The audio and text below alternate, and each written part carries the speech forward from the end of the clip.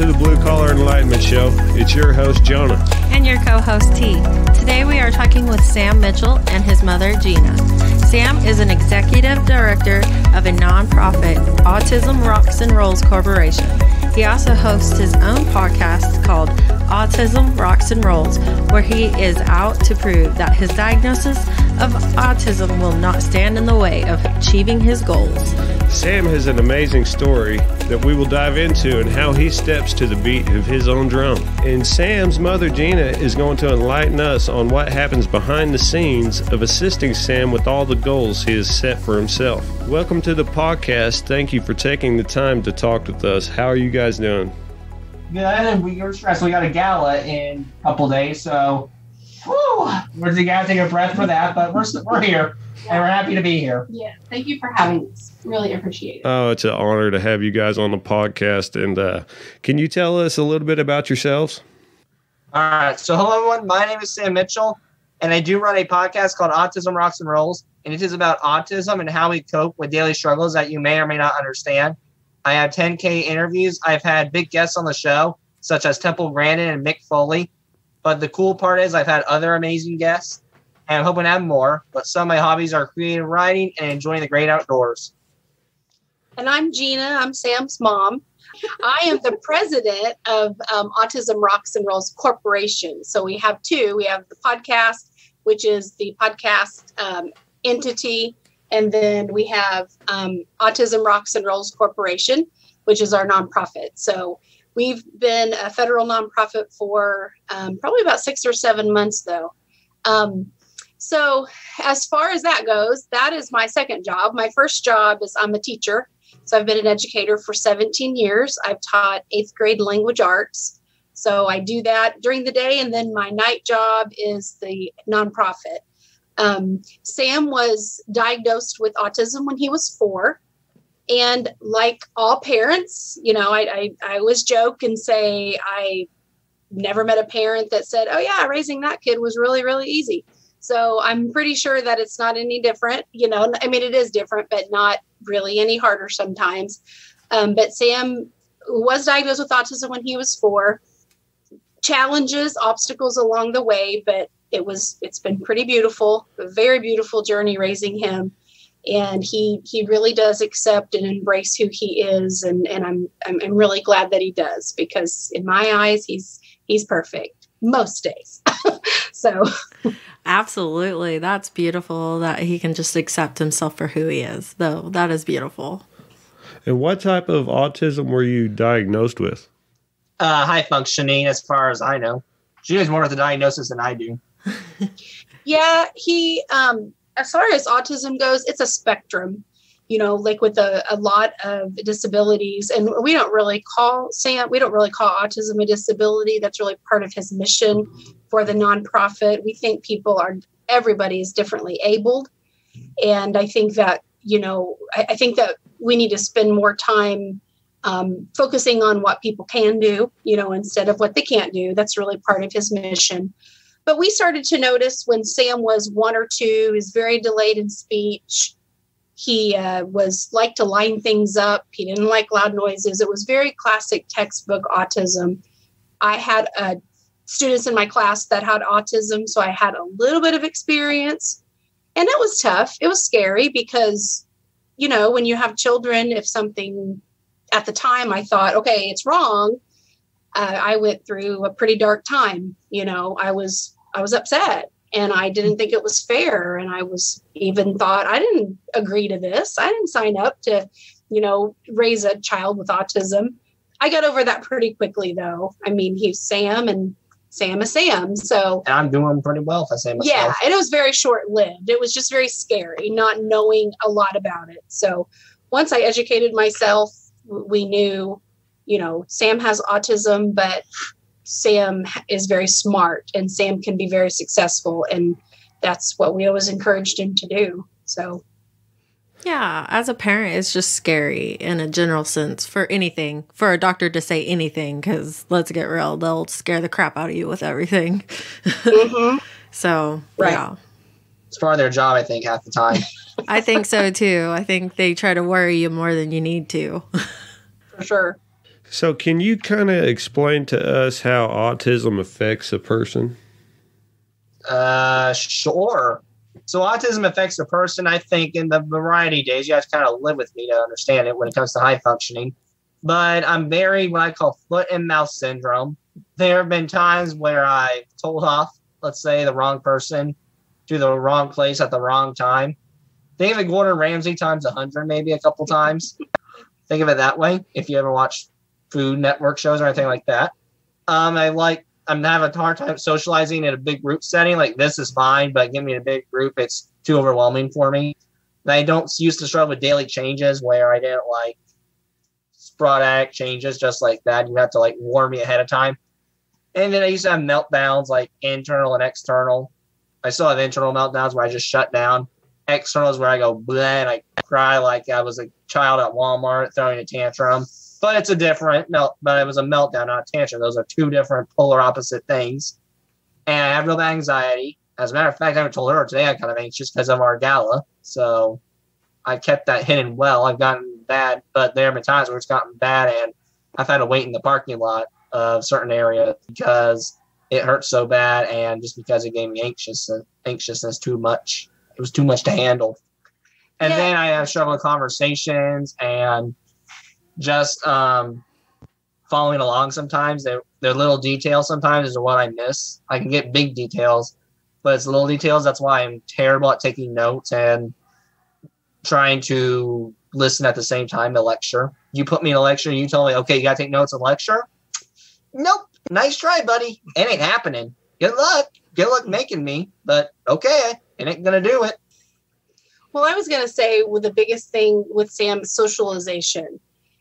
It's so funny because people that are on the spectrum, and Sam too, like you said, you put him in a big group and kind of entering a conversation and exiting conversation.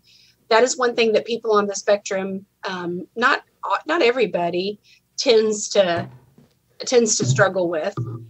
But he does. But he's a podcaster. He can get behind the microphone and, he's successfully being our executive director of a nonprofit. So he has all of these skills and all of these talents. And I mean, I think a lot of times people on the spectrum too, what they're really good at, they're really good at. Well, sorry to interrupt. Can I answer one of the questions? Why? Well, hold on. Okay. He's very, very good at things, but but then the things that he struggles with, he really struggles with. So it's kind of a roller coaster. So, and we get along really well, but we are a lot alike. So we do butt heads sometimes. So forgive us, but. Oh no, it's fine. Yeah. Well, I'm just going to add on to your reasoning. Okay, go ahead. Yeah, go ahead. The reason why is this, I can't always turn the camera, but. What are you pointing at? Well, I'm pointing at the mic. Okay. This is, I'm not talking to anyone. I'm kind of therapy. I'm kind of relieving my thoughts. Mm-hmm. Now talking to you guys, great, we're on Zoom. It's kind of taking some. But let's add, how much people would you say? 5 more people? Yeah. That's too much. That's way too much.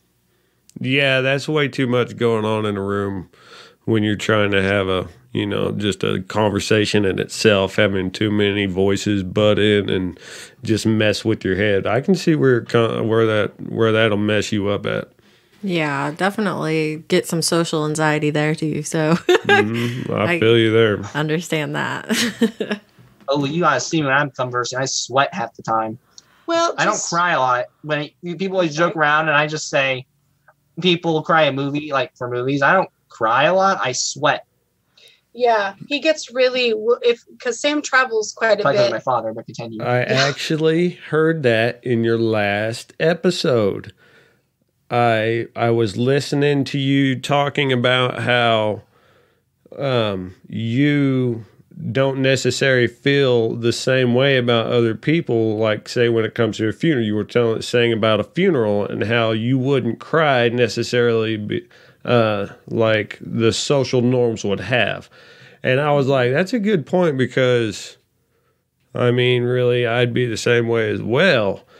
Because, say, my uncle's wife's mom died. I wouldn't cry at her funeral. You know, it'd be sad, but I wouldn't cry. Well, I guess, too, people on the spectrum, that is another thing, socialization and social cues. You know, people that are neurotypical that aren't on the spectrum, we can catch things, you know. So if your teacher is upset with you, he or she, they don't have to say anything. That's just their body language and their facial expressions where you think, oh, crap, you know, I've made the teacher mad. But somebody on the spectrum, that is not within their ability sometime to pick up on that. So even when Sam's great grandma passed away. Was I sad? Of course I was. He was, but because he's on the spectrum, he had to look around and say, okay, how is everybody acting? Because I wasn't, no offense, I wasn't too sad because I didn't know her well. Right. I mean, was I sad that someone passed away? Of course I was. Right. But how can I cry if I didn't know her too well? Or the times when, like, remember when you would come home from high school and he would say, okay, Mom, this happened today. And he had to explain to me, this is what she said. This is what she did. This is what her face looked like. I didn't know if she was kidding, if she was very upset with me. I had no idea. So he had to tell me that, and then I had to help him decipher that. So people that are on the spectrum do not pick up on social cues very well. Yeah, I feel like I was telling a story half the time with you. Like I was saying, so once upon a time, this is what happened. The end. Right. You're basically the end part. She thinks. And they lived happily ever after. They didn't live happily ever after. Oh, man. That's hilarious. So, what goals do you set for yourself on a daily basis to get through the day? Well, the goal is, honestly, that's the goal. Get through the day. And me too. That's the biggest goal. But what kind of incremental goals that you kind of give yourself during the day to have to make sure you're on top of things? What the heck's incremental? So what kind of small things do you do? Yeah, sorry. I'm sorry. No, I didn't know that word. I'm an English person. You'd be surprised. I have a very big vocab word. That is one word I did not know today. Well, there you go. I enlightened you on something. Yeah. So, some very small goals that I have to do is try to think, okay, here's one. Here's a great one, actually. When I clean, I have this list. I'll go get it, actually. That's okay. Okay. Well, when I go clean, I have to have this big, like, extravaganza list that says what I have to do in every step that I have to do. Like, says clean toilet. Okay, do that first. Clean tub. Do that. And if I didn't have that, I would be stressed. There'd be no cleaning happening. Mm-hmm. It's people that are on the spectrum tend to have very organized minds, but Sam has ADHD as well. And I just had a student, I didn't tell you this, but I had a student yesterday said he was an 8th grader. And what's really hard is because he's on the spectrum, and he said, it's really hard to have autism and ADHD because they constantly fight against each other. He said the autism part of me is very logical and like I'm very like skilled at things, but then the ADHD constantly tries to make me unfocused. And I was like, oh my gosh, I never thought of it that way. And so I think that's how Sam's mind works sometimes, is he's really, really good at things, but then the inattentiveness and, kind of issue with focusing. So, but yeah, Sam needs a plan. Yeah. So it's kind of like having a shelf, but no organization. Yeah. You have and we also, another thing too, with people on the spectrum, they're very fixated. They're very, very obsessed sometimes with stuff. And so we don't use that word. I don't really like the word obsessed because I feel like they're practicing. They're, for example, we have a good friend. He was actually on Sam's podcast. He's a NASCAR driver, and he has two of them. They had autism. And Armani Williams' dad said, when Armani was little, he was fixated and obsessed with Matchbox cars. I mean, that's all he wanted to do. He would line them up, and he was just fixated and knew all the facts about NASCAR. But that's what he's doing. He's a successful NASCAR driver, with autism. And he's hyper-focused. And he's hyper-focused and he's successful. So in his case, it's an ability. It's not a disability. Without autism, he couldn't do what he's doing. So in his case, in Dr. Temple Grandin's case, Sam's case, they couldn't be doing what they're doing without autism. So that's kind of how we look at it. Correct. Like, wouldn't you say that it's kind of a boost of confidence in a sense? Because then you're like super focused and you're like confident in your abilities, more or less. So I would say it's... And the cool part of... Sorry. No, and the cool part is... the cool part is with autism, they're very expressive, and I think sometimes they know themselves better. Mm-hmm. Like, what's going to happen with me is, like, if a situation happens, I tell you what's going to happen, and what happens typically? It typically happens, doesn't it? Yeah. Yeah, he's very intuitive. I mean, he does that. The thing with society, though, society has, from what we've seen in general, society has a different view of autism. You know, it is put into the category of a disability. And if you talk to somebody who doesn't know anything about autism or isn't sure, you know, if you say, oh, my son has autism, sometimes their response is, oh, I'm sorry. And my response is, I'm not. I don't know why you are sorry, because I'm not sorry, you know, because Sam is Sam. But society's view of it is very negative. There's a lot of stigma that's associated with it. And as somebody who has raised a person with autism, and to have this incredible human being beside me, that's very disheartening to me that that's still a thing. So, you know, for whatever it's worth. That kind of goes back to the doctors scaring you so bad, though, too, because they're the people putting this information out there that, oh, if your kid has autism, there's something wrong. And that's not necessarily always the case, because we did have a neighbor who was autistic, and she was, it would be low functioning. Yeah. Autistic. So she couldn't like go to the restroom by herself or anything like that. But she was still an incredible human. I mean, she became one of my best friends, and she couldn't even talk. Like, I knew when she was going to have seizures, and I knew, you know, like I got to know her on that level. So I don't see it as a disability. So I guess it's just people getting the wrong information. Well, and your friend too, you know, and that's kind of what we're trying to push as well, is even people on the low end of the spectrum, you know, yes, you know, she can't go to the restroom on her own, or she can't speak, but that doesn't mean that, and this is exactly what you said, that doesn't mean that she isn't successful. You know, if she is able to go to town with somebody and somebody helps her get groceries, she helps somebody gets groceries, or she makes a purchase, or she writes a thank you card, or that's success. Yeah. You know, we have this definition of success of, okay, you drive when you're 16, you date, you run around with friends, you go to college, you get a job, you have a family, you do this, you do this. That is not success necessarily. And people do that at different times. And with that, sorry to interrupt, but with that, that's too much success, I think, in sometimes. For some people, it's too overwhelming. It's too, you know, it's just because Sam doesn't drive right now because he's too much. It's just too much. And that doesn't mean that he isn't a successful person.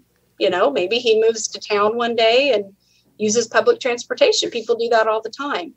So it's success is how you define it. Absolutely.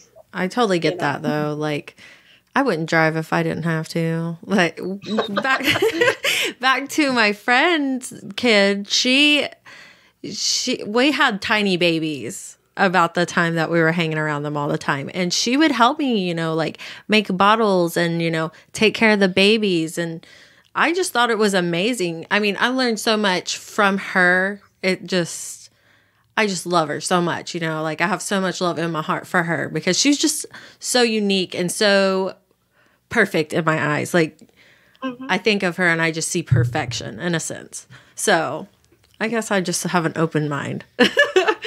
That's what you'll get. What you see is what you get, and what you get's absolutely perfect. Yeah. Mr. Perfect, but continue. Oh man, I remember seeing her running. We live out in the country, and so we're wide open.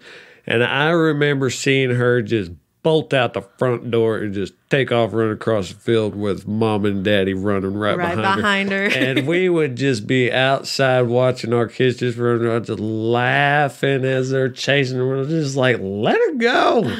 Let her run around. It's good. You know, let her explore. And they're just freaking out. And I'm like, man, they just got to let her go. Let her run. She's got to explore the world, you know. Yes. That's awesome. That's how I kind of raised Sam. Is, you know, the non-negotiables in our house really was you are not allowed to be disrespectful.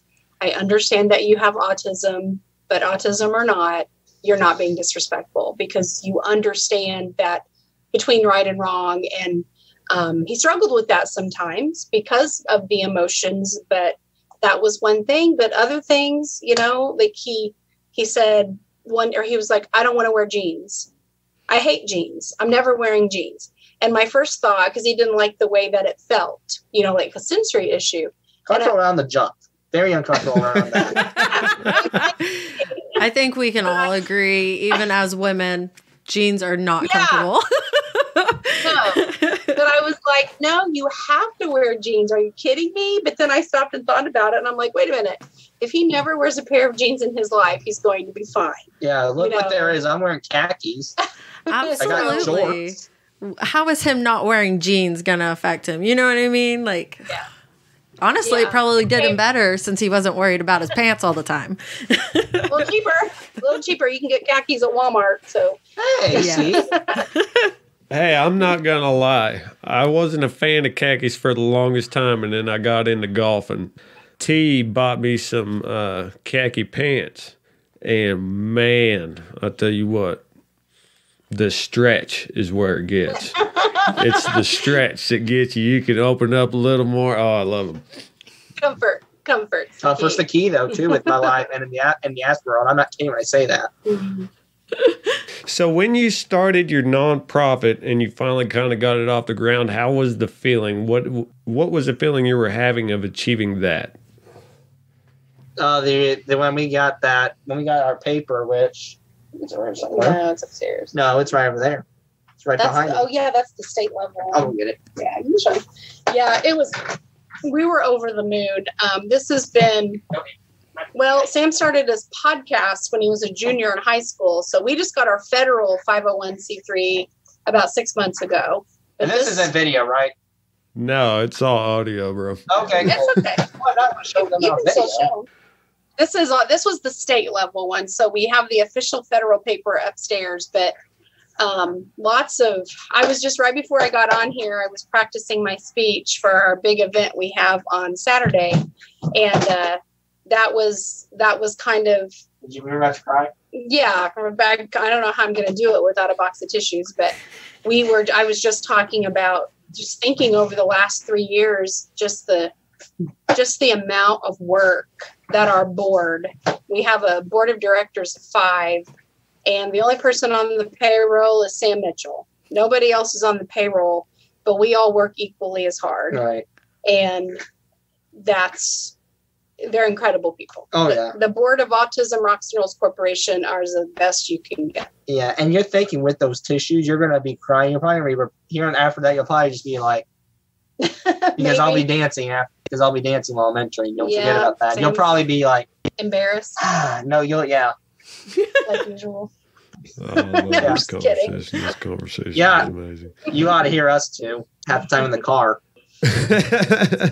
Yeah, you should hear me and her. We'll get back and forth and all. We have to stop ourselves from talking sometimes because we just get into our conversations so much that you just got to take it back. I just said half the stuff I laughed at so hard is in the car with her. Yeah. That's all I'm gonna say. I don't know what he's talking about. Do you want to dance for us? Hey, No. the steering wheel could tell us so many secrets. Oh, yeah. Let's put it that way. Yeah. For sure. So what's your mission statement behind Autism Rocks and Rolls Corporation? I got this memorized. You have it memorized? Yeah. After you read it so many times, you know it off the hand of your bat. The mission of Autism Rocks and Rolls is to take the negative stigma off of autism and other conditions that many think are disabled. People on the spectrum are not broken. Those who do not need to be fixed. Those that have conditions or abilities not to be pitied. There's nothing to be sorry about. I love it. That's our mission. That's beautiful. That was awesome. And another part of our mission has to do what we call our conversation with success. And our event on Saturday in Bloomington, Indiana, it's an in-person event. We this year, I think next year will be virtual, but we expect probably 300 plus people. And it's that's the title of it is Success for All and How We Get There. And then we have Sam speaking, and Dr. Temple Grandin is our keynote speaker, and we're over the moon. And we get to meet her in person, don't we? Maybe. Yeah, next month we go to Canada. Sam speaks at a conference in Canada next month, and Dr. Grandin will be there. So we're going to get to meet her in person for the first time. Well, that's amazing. You're doing amazing. How does it feel being able to help your son along with achieving everything, because he's so successful in what he's doing? 10,000 downloads on a podcast, that's amazing. And so you must have this proud feeling as his mother just overwhelming you. Yeah, it is. It's very overwhelming. I'm proud of Sam for so many different reasons. I mean, he's a college student right now, and he's making good grades. And I just commented to my husband, he was down here working and we were eating dinner. And I said, just recently, I've been totally hands off with his college work. I might read a quiz to him occasionally, but as far as him diving into the syllabus and writing in his planner and getting his work done with his tutor, I don't do any of that. And so that's just this huge step that I'm so proud of him for, taking the reins on that. And then the podcast and the nonprofit. So yeah, I'm really proud of him. And the speaking gigs. Whew. Yep. That got booked bigger than I expected. Yeah, he started doing speaking engagements. And of course, when he's standing on stage talking to 500 people, I finally had to stand. So there for a while, I was sitting in the audience and he would look at me. And I think it was just habit. There's mom, and I'm just so he wouldn't look at anybody else. Yeah, I didn't realize I did it, honestly. Well, I think it was just habit. But now I'm starting to stand behind him, kind of behind the stage. And it takes everything I have not to just sit back there and sob the whole time that he's doing it, because I'm so proud of him for doing that. Yeah, your son go, next shut up. Such a mom, are you? Yeah, I'm a mom. That was perfect. You're the only son that you'll have, though, right? That's right. Oh, yeah. Yep. And so how many events do you guys have scheduled for this year? One. Just one. Yeah, just the gala. This year, honey. What do you mean, speaking events? Speaking events, yeah. Oh, I thought you meant just events total. Oh, oops. No, you're fine. Gala. Let's see. So we have, I always have to say it out loud. So do you want to say it? I can handle it. Okay, you got it. So we got the gala, obviously. No voice crack there. We have Canada coming up in May, Orlando in May, none in June. July, we have Bloomington, Indiana. We'll be speaking in Indy in September, and then August, potentially, I'm not for sure yet. I'll have to ask you about that when we're done. We might be speaking at Dallas, so yeehaw, we might be going there. Really? Oh, that's awesome. If you go to Dallas, definitely let us know. Yeah, let us know. We'll drive down. Yeah, and I kind of snooped through your Facebook, and I seen you were in Oklahoma recently. Yeah. Yep, a couple months ago, and man, the people there were so nice, comforting. We loved it. They were and so loved nice. it. We love our Lori, and you love your Lori. I love my Tori, but continue. Tori, yeah, it was at the Griffin Autism Promise Autism Clinic in Broken Arrow is where we were at, and they were incredible. We missed it. Yeah. You were so close to us. I got in contact with you just too late. Yes. Because we would have been able to come and see you. Yeah, we would have came and met you. Yeah, we told him. I'll tell you. Sam does travel to schools. We really want to try to start getting him into the schools to talk to middle school, high school so kids. your daughter's schools, you can talk to them always. So if you spread the word to the schools, that's what we told them at the clinic. You tell them, and we'll be there.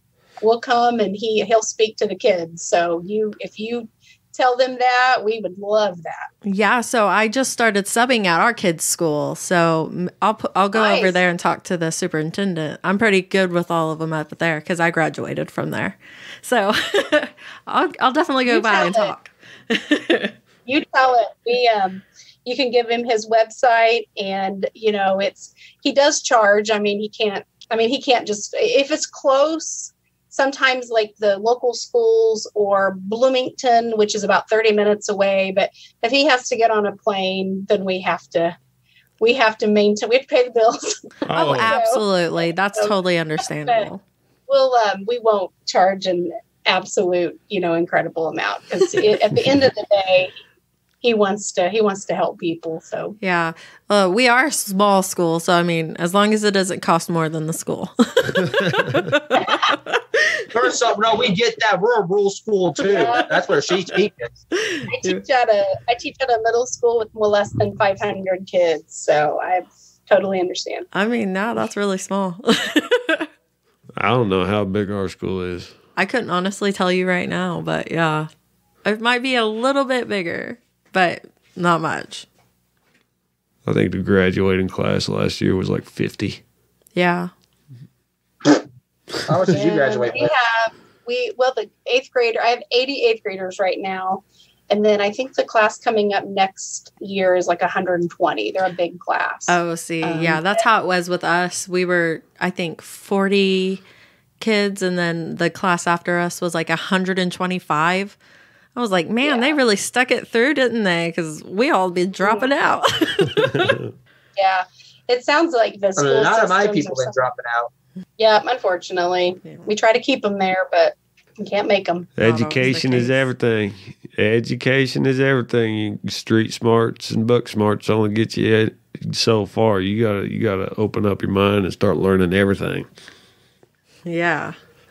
So what do you do to prep for your podcast and public speaking?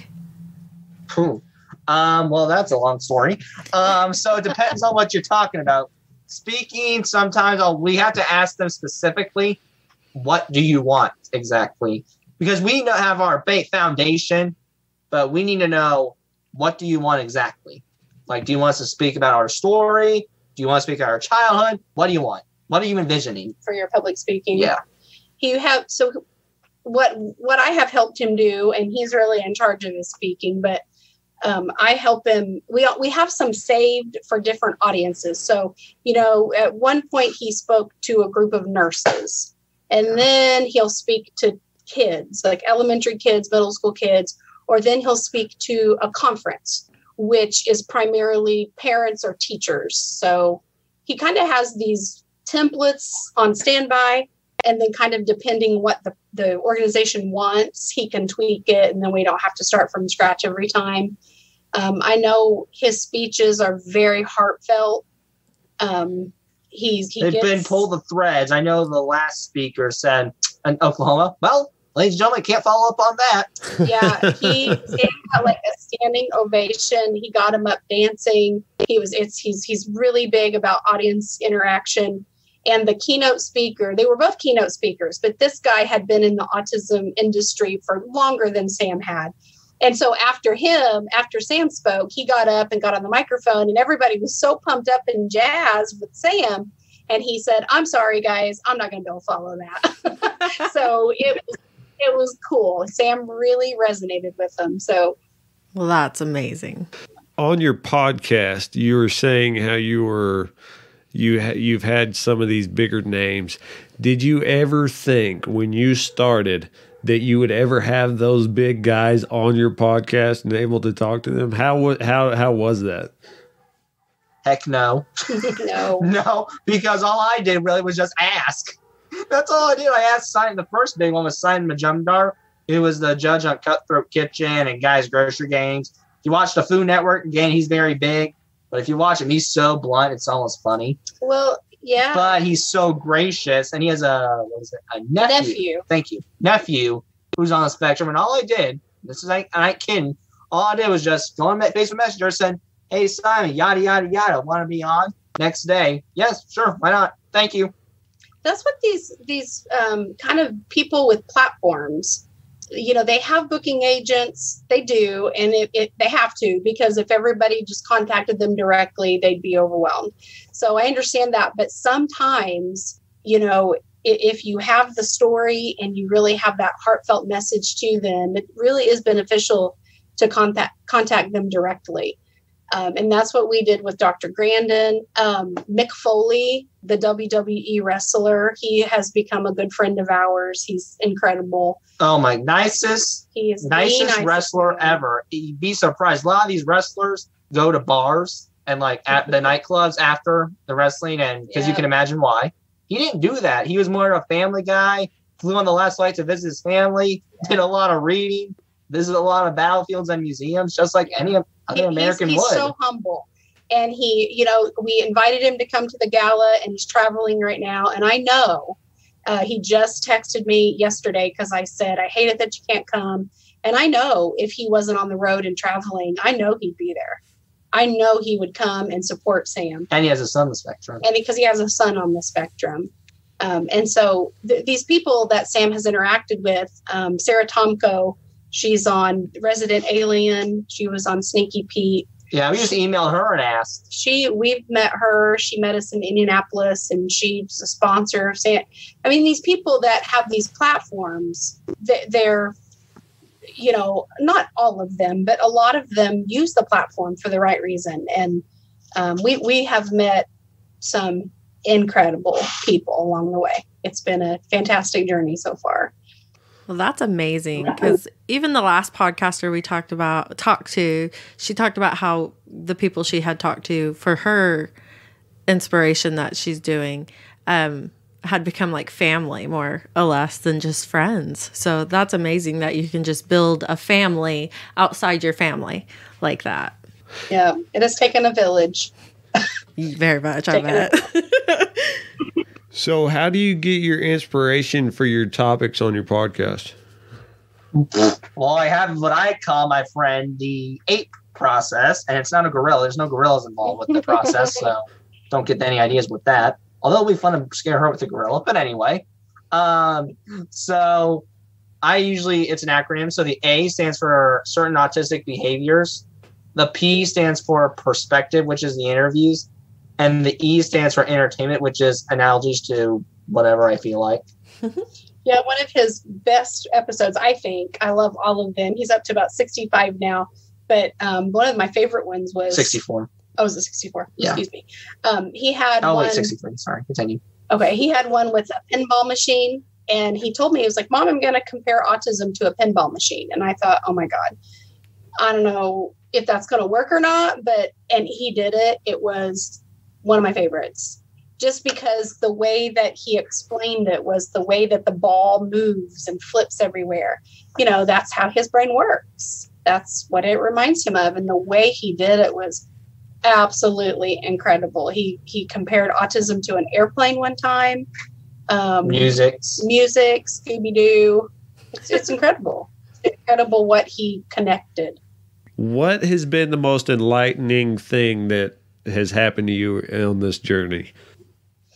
Oh my gosh, there's so many things. I would probably say the growth of Sam, and to see the people that he has helped off and on the spectrum. People that listen to his podcast aren't necessarily on the spectrum. It might be somebody who has anxiety, and he says something that totally helps them.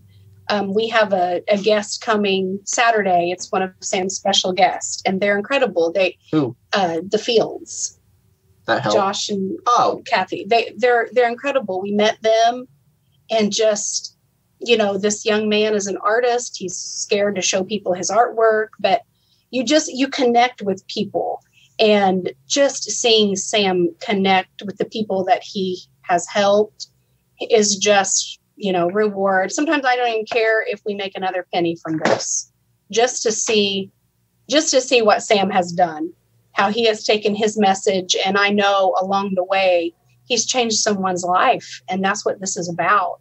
That's why we're a nonprofit. That's why we do it. So. Oh, that's amazing. That's such a mom perspective. I love it. Speaking of mom perspectives, we do plan on bringing you back on just to talk to you about that. But yeah, let me know. We'll 100% get that scheduled, and I would love to be on your show again. Yes. Well, we're going to love to have you, and that's going to be an amazing show. Yeah, we definitely want to hear Mommy's perspective. I'm really excited for it. I'll do it. All right, you guys have fun, Sam. All righty. All right, take care. Bye. See you later. All right, man. Back to you. So let's go with that same question for you. So what has been the most enlightening thing that has happened to you while you've done all of this? Well, I have to say the most enlightening part of this experience, honestly, the wonderful people I meet and the wonderful views that I can take that I may agree with or I may disagree with. Oh, yeah. But I still get to hear it, and that's still wonderful. Yes. That's amazing. What goals do you have for the future? Well, unrealistic goal, I guess you could say, is get in the ring, get in the wrestling ring and referee a match, maybe. But a realistic goal is just getting this mission, helping one person out, help as much as people I can before I kind of go 6 feet under. Or not kind of go 6 feet under. Well, we hope for a long life for you, brother. Very much. Thank you. I appreciate it. Who do you look up to for guidance and leadership through everything you've accomplished? Myself. I unfortunately have very bad trust issues, so I really like to be inspired and influenced by many people. But at the end of the day, it's an army of one person, and the one person is me, and it kind of becomes a dog-eat-dog world, and it's a one versus all situation for me. See, I love that because that's so much confidence right there. It really is. Me, I am my own inspiration, and I love that. You know how many people strive to love themselves like that? Oh my goodness. I think some people I have friends who sometimes need a boost, and that's what I'm there for. See, that's amazing. That makes you a very good friend. So where can everybody find you? So you can find me on autismrocksandrolls.com. That is everything on there. You can find me on Podbean, Spotify, your favorite media platform. I can guarantee you type it in on Google, I'm there too. Love it. And I'm telling you, I have been probably through 10 or 12 episodes already, and I love it. All right. Thank you, man. I appreciate it. And thank you so much for coming on the show and taking the time and talking with us. You're always welcome back. Thank you. And if you ever want me back, give me a holler. Oh, absolutely. You'll have to jump in with your mom on hers, too. Oh, yeah. She kind of stole your show, so you got to kind of hit her back. Yeah, you got to come back and take over hers. Maybe. Remember, everybody, go check out Sam's podcast and to support his cause. He's an amazing guy, and we look forward to bringing him back on the show. And we're going to keep in touch for sure. And we're going to try to come down in Dallas and see you. All right, bro. If you want to, feel free. Yeah. I'll let you know if it's happening. It's not guaranteed, but I'll let you know. Yes, well, definitely keep us updated. We'd really like to make that drive for you. Well, that's all the time we have for today. You can find us on Facebook, The Blue Collar Enlightenment Show, and at the BCE Show on Twitter. Give us a follow. Remember to message us about what you think about the podcast. Thanks for listening. Bye, guys.